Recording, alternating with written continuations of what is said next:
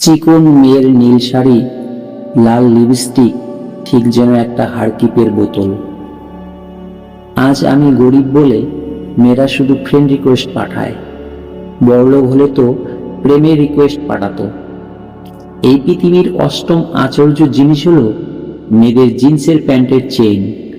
হাসি পায়, প্রচুর হাসি পায় যখন জিএফ পাশে থাকতেও মেয়েরা আমার দিকে তাকায়।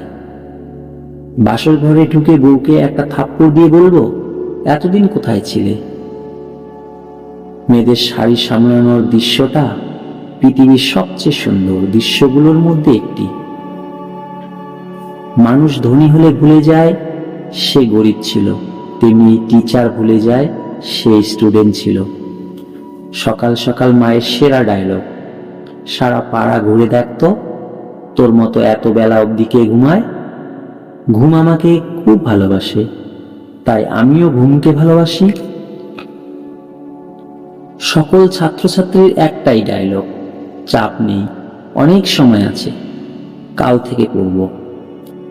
ভাবছি ক্রাশকে 1 এপ্রিলে প্রপোজ করব, রাজি হলে ভালো, না হলে এপ্রিল ফুল।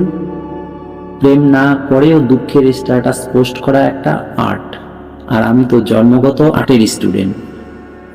সে আমাকে প্রতিদিন বলতো যে আমরা পালিয়ে যাব, আজ ও পালিয়েছে, শুধু আমাকে নিতে ভুলে গেছে।